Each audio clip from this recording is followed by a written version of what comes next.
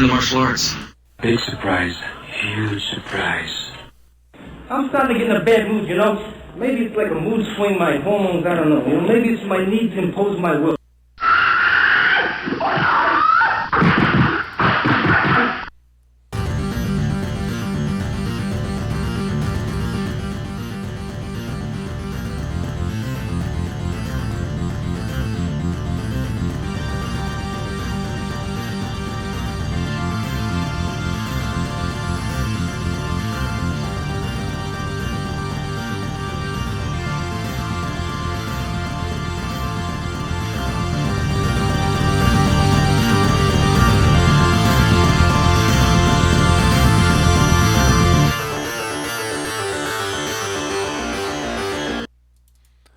Good evening. You're listening live to the Xtreme Movie Show. Tonight's episode of Kicking It is what we're going to call It Man instead of IP Man. It Man 1 with Donnie Yen in it. I'm Rob, your host, broadcasting live from the Pine Hills Palace. It's a balmy 80. It's going pretty good. I've got to ask you a question though. I was just to let you know it's a cool Chris 32 right here. Enjoy your warm weather. Yeah, so is it better to watch a karate movie when it's cold or when it's really, really hot? Continue. Hmm? I don't know what you said. We cut out. So I was going to say, is it better to watch a karate movie when it's really, really hot outside or really, really, really cold? Well, it depends. If you're watching a really hot woman, it's better to be the cool area. She could be sweaty or she could be nipply. Allegedly. Good evening, Ed Brewer. Internet Provider Man, is the Cable Guy knockoff? No, because Cable Guy is a tremendous, tremendous all-time great comedy film, which we've yet to discuss on the Xtreme Movie Show, probably on our comedy channel, which we haven't yet to do. So it might be on a classic, but we'll see. All right, so It Man 1, Donnie Yen. Let's just talk a little bit briefly about our initial thoughts with it. For me, this was one of those word-of-mouth movies that a couple people at work over the past couple years have said, "Oh man, have you seen this movie? It's great. It's fantastic. You got to go see it." I'm like, "Well, no, what is it?" And they're saying, "Oh, it's this guy Donnie Yen, and it's the guy that supposedly, be about who taught Bruce Lee Wing Chun and all that kind of stuff. So it's historical and the fights are great and everything else there too." And I said, let me take a flyer on it and check this thing out. So when I watched it, I went, didn't care for the story. And it's good enough because it's like, you just want that vehicle so you can watch the fights. I thought the fights were very solid. Some interesting things to them and all that, which we'll get to here shortly. Overall, I enjoyed the movie, but there's something about Donnie Yen that I look at, and I don't know if it's the character he plays, because I've not seen many different films he's been in, so it's not fair for me to judge 100%. I like the bad dudes in here better than him, because I thought this movie was 90% of Donnie Yen, or It Man, just taking a 6-inch step backwards, blocking 50 million times while 90% of the work's done by the bad guy. And that's cool. It's the stylistic fight scenes. I liked them. We're going to talk about why we think they're important. And being American aficionados of action and martial arts films, we're going to compare them to some of the American types and see what the difference is, because that's what we like to explore. So, Doctor, let me ask you, what are your initial thoughts about this movie? I actually liked it, but I thought it would be a whole lot better if they actually would have English dub, even if it's a horrible English dub, because I do not care for reading subtitles when it's an action movie or martial arts movie, because I miss a lot of what's going on, because I'm too busy looking to see what they're saying. What about during the fight scenes? There's times in the fight scenes, or even before the fight scenes, I just stopped looking at the subtitles. I just looked at the screen. Because I'll just look to see if the guy gets in a fight. Oh well, I don't know why they're fighting, but it's. But the fight scenes seemed a little sped up though. I understand that people these guys can fight a lot better. Their stunt crew and stuff. Right. But yeah, they seem like they might have sped it up a little bit with editing. As far as Donnie Yen, it's my first movie watching with him. I just noticed that he does not take much damage in this movie whatsoever until the very end, where it's like all of a sudden it's like a fair fight. It's like because it was cool when he beat up those guys, and then he did the 10 guys, and it's got the point where it's like, dude, no one can land a punch on this guy, not even a hit. Like, this is getting ridiculous. Right. He's not Neo. He's just in the Matrix. But I mean, if you're into that, it's cool. I mean, I like Jackie Chan. At least he gets knocked around. He's more a little bit believable. No, Well, but we have a big following in Asia, Malaysia, China, Japan. We've got a lot when I'm looking at our stats. So a lot of them really do like the fact that we cover martial arts and not just, American action films, martial arts in particular. But one of the things we wanted to cover is the fact that these movies are different. So speaking as, Americans born and raised, we do have an appreciation for these types of films. So I agree with you. I've seen the movie a couple times. So on the second or third watching, the overdubs that you were talking about, I don't know if that would take away from it, but I was able to focus more on just the fights and the scenes. And I gotta say, it's a beautiful movie. I like the set pieces. It felt like almost like a play with like two or three big acts, a couple different places that you knew they were going to fight, and they showed it to you. And there's nice shots of the backgrounds and people in it. I can't talk to how accurate, realistically, some of the story elements were. For me, that's not particularly important going to watch it. Maybe somebody in Asia, Malaysia, China, Japan, Korea, everywhere that listens to us, maybe that's more important to them. So I don't want to downplay maybe the seriousness of some of that to it. But, realistically, we're here to watch, fights. And I think the thing, too, that we talked about before is when we covered Chuck Norris and Seagal and a few others, that they're personality actors. They had their one particular brand, and they would put that person in sometimes in different situations. And to your point with Jackie Chan being more of the comedy type actor, he would be cute with his fights, take a beating because he wasn't a big dude. Donnie Yen's not either, certainly not by American standards.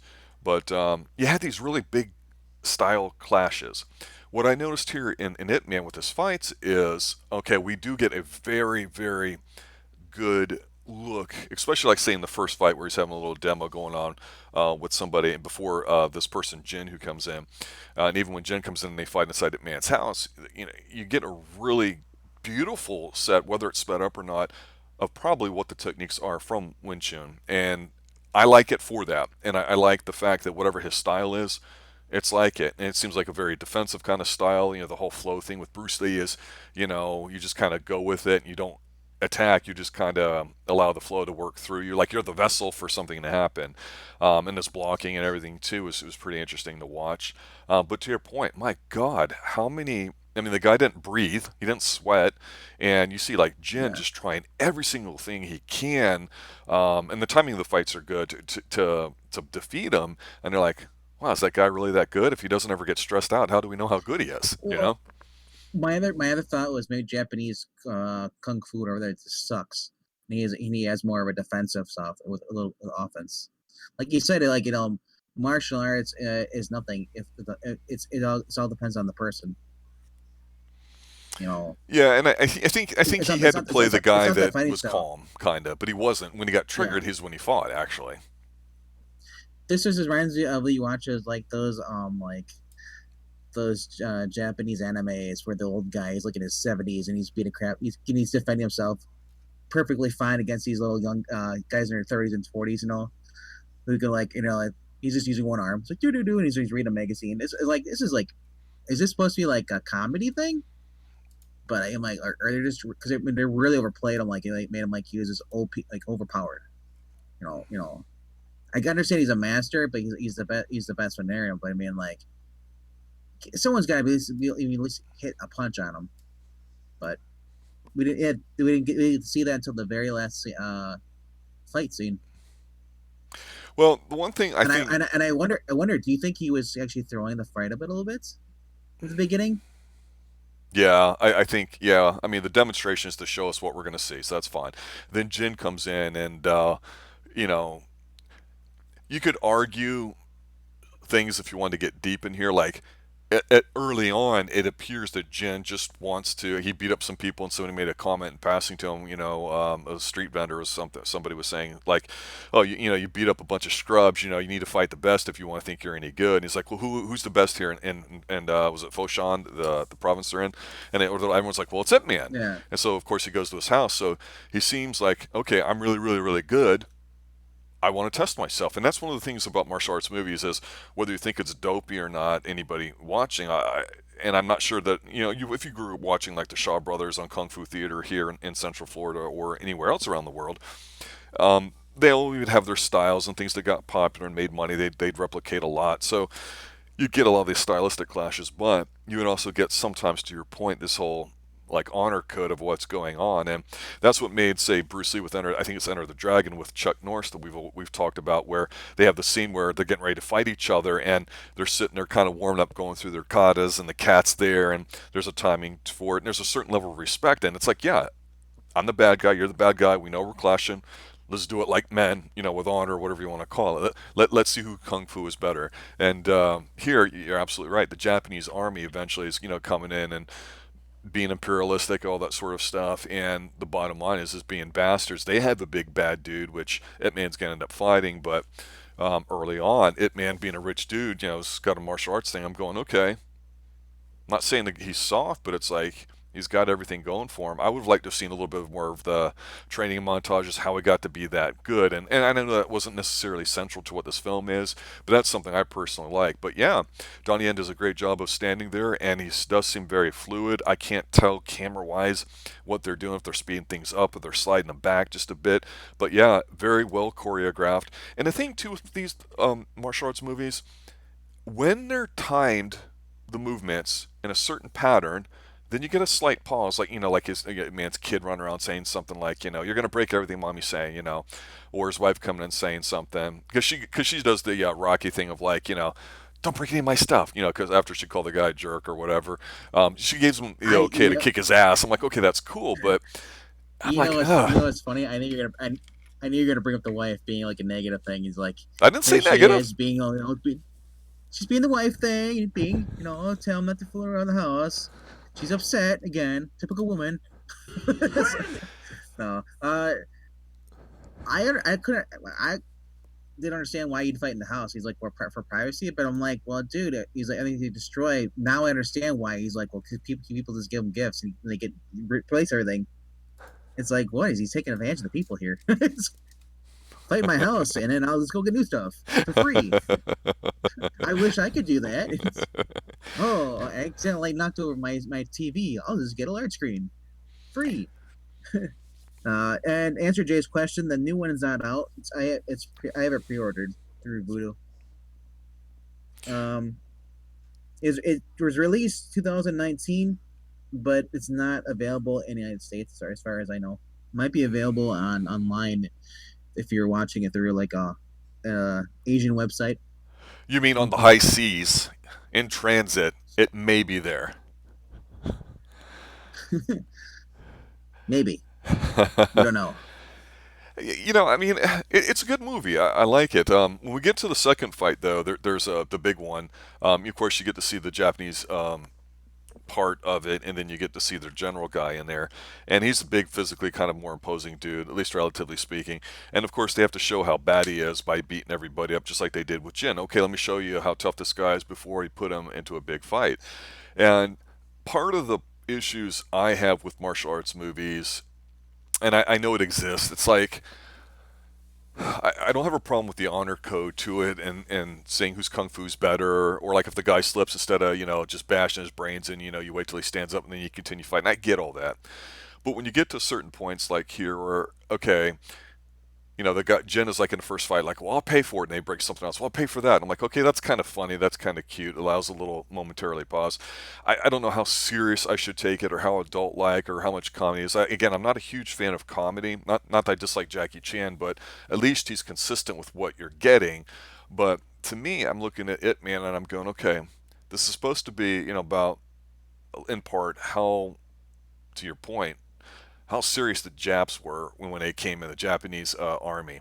And basically they're trying to conscript them and force them to teach the Japanese army this new martial art, because they saw how effective it was. Because there's the scene, and this is where I get like, I like seeing it, but I don't get too excited about it, because Ip Man goes in there and he fights like the 10 people ninja style, and there's the neat little thing where he does the little punch and the guy's bending over and they zoom in on him, and it's the big thing, and everyone's like, oh, that's so cool, that's so cool. And I'm like, yeah, I don't know, there's something to be said about a little bit more realism in the fights. You saw a little bit of the fake fight scenes or the moves when they do like the spinning backwards kicks, to the flip, and then he pushes back and the guy floats back. Looks like he's on a wild, looks like the crouching tiger, hidden dragon stuff. You know, Yeah, there's definitely assisted acrobatics and a lot of flippity flop, as I like to call it. Which some of that stuff's cool. I really like the flippity flop in, say, Ong Bak the Thai Warrior in those movies. But here, I still think the choreography is good, and I like how a lot of the scenes did focus, with some long shots in them fighting. I hate it when they do the quick cuts and you can't follow what's going on. I want to see the guy's fist going towards the guy's face. So some of the infighting they would do, where Man's doing a lot of the quick blocking before he starts to retaliate. I'm like, oh, okay. I mean, you know, that's pretty neat to me. So that's one of the things about this film that I remember and think of. I go, okay, this is the one where they show the style a little bit, and that's neat because it's easily identifiable if you're into it real seriously. I think because of its flowing nature and the fact that a lot of big guys don't use this style; they use more of a powerhouse kind. But yeah, obviously they got a different person than Jin for the second fight for a bit of a contrast, the general guy, and that's going to be the big fight in the third act with it. So as far as the fights go, what did you think of them in general? I thought they're, like I said, like they kind of reminded me of Neo the Matrix. I liked it more with the other guys, the other masters who were in his, who fought against the guys from the north, Right. who came to beat him up, challenge him. I mean, the guy with the what you call it, he had the staff with the sword on the end of it. Yeah. I thought that guy was awesome. Yep.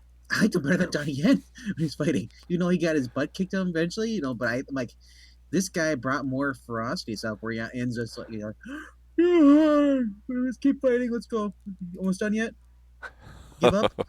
It's like, Well, nah. I like nitty gritty where the guy actually like takes a few punch. I mean, like I said to you offline before we did this, I would have loved it if Jean Claude Van Damme would have done this movie. Because Well, it's literally was written. It's literally, if it wasn't in freaking China about the whole Japanese thing or about the Japanese invasion, this would have been dude, this would have been a Jean Claude Van Damme movie. You think about it, he could have been a drifter coming in to like China and and then just challenging people. It's kind of like Bloodsport. it's, it all comes back to and, he, Bloodsport. and, and he's like the best, and and people want to fight against him. Yeah. I couldn't see him. I could see this is a drifter movie, and the way he acted is no different than Jean Claude would have been like, I don't want to fight. I just want to protect my family. I'm not a fighter. I don't do that. I don't want to teach anybody. And then they go after his family. He's like, then it's like you go for revenge. it's like this is, but yeah, Well, I'd like to I don't give know. Donnie Yen a lot of credit in that, he's a guy that, he's got a real nice physique. He really works hard at it.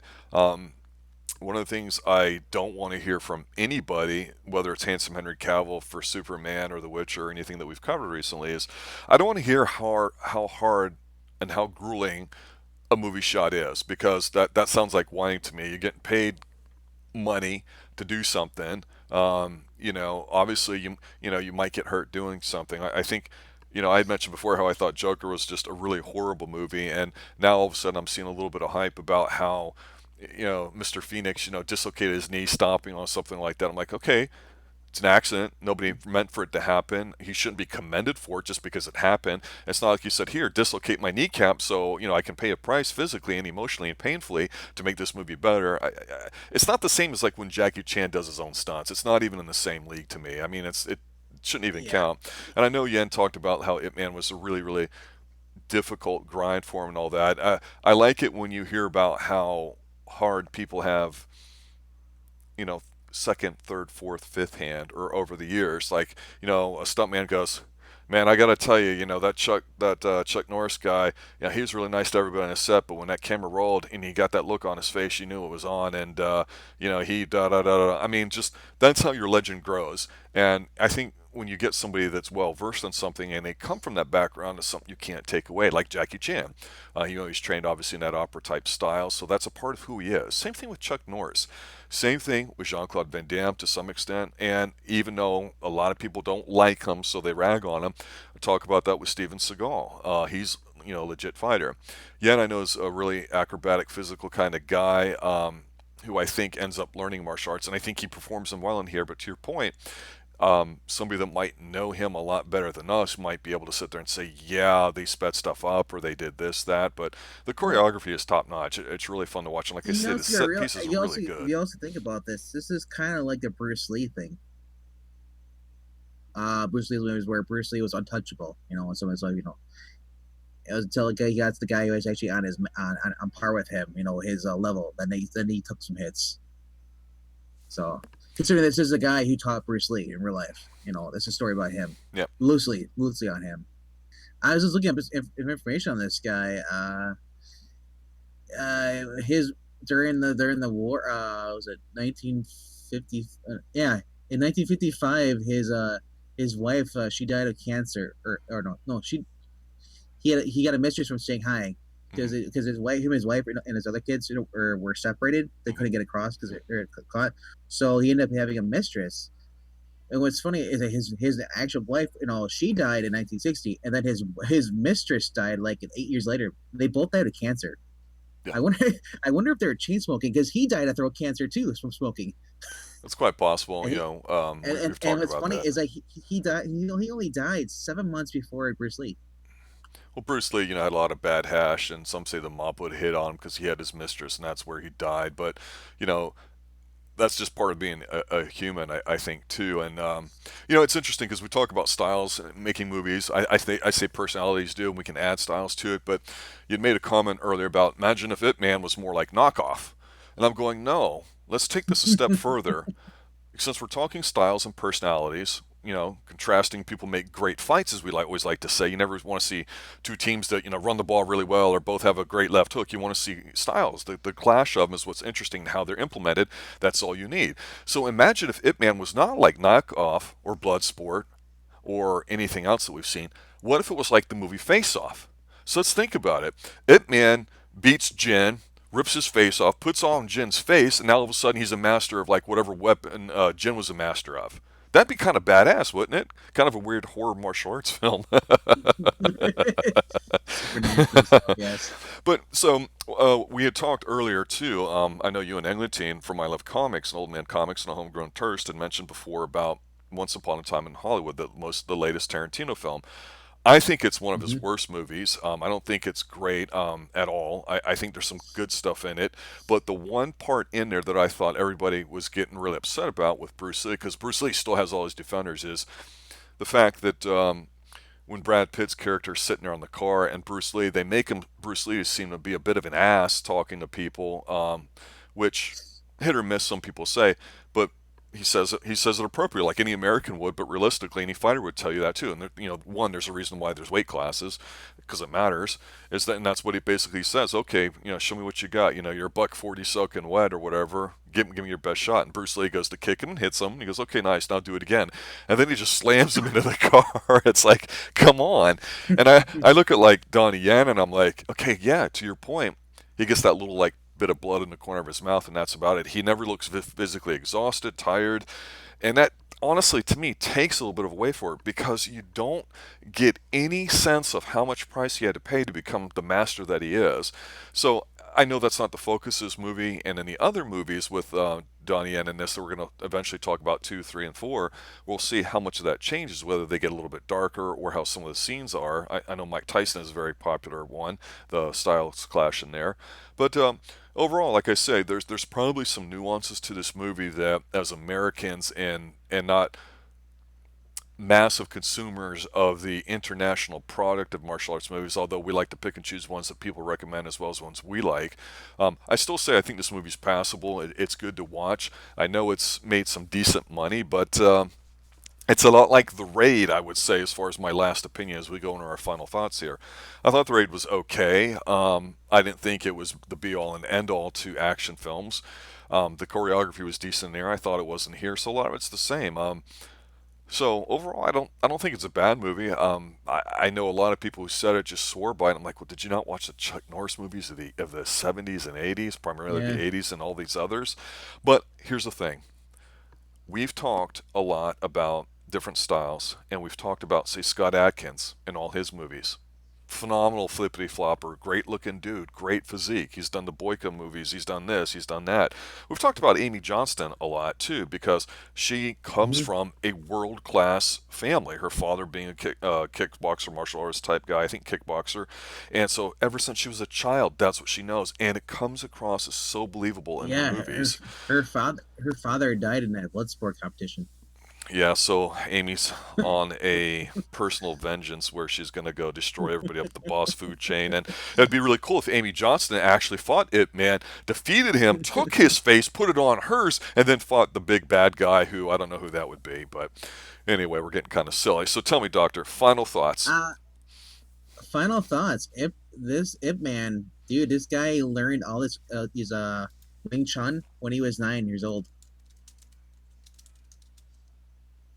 That's what, dude. At that age, he knew all. That's why he learned all this kung fu stuff. It's just crazy. And because the guy who taught him died like 3 years into his training. So, but final thoughts on this though.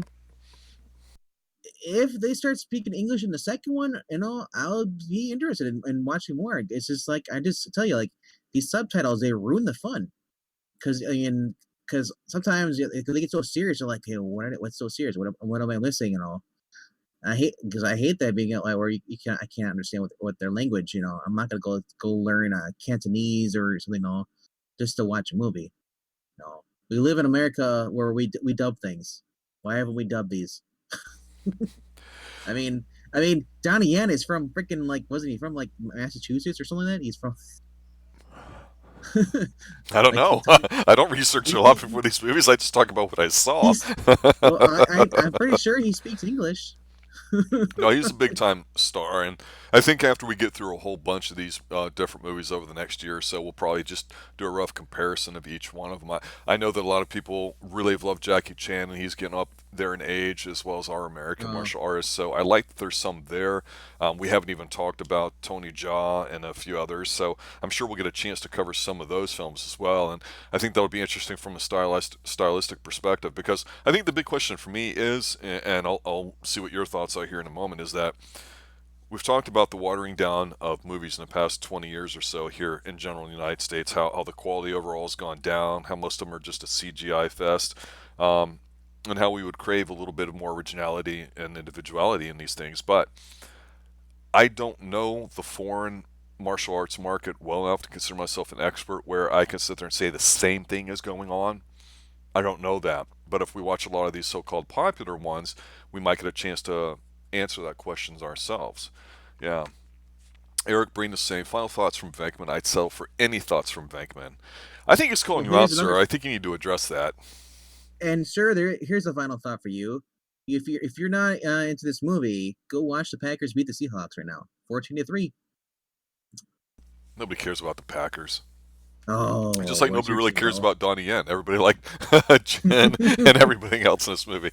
And I'm bashing on Donnie. Donnie did a good job in this Yeah, in the film too. So I'd we'll see rather how have the other Donnie. ones I'd come rather up. have Donnie. Dude, I'd rather have Donnie Yen playing as quarterback than Aaron Rodgers any day. Sorry. I will say this.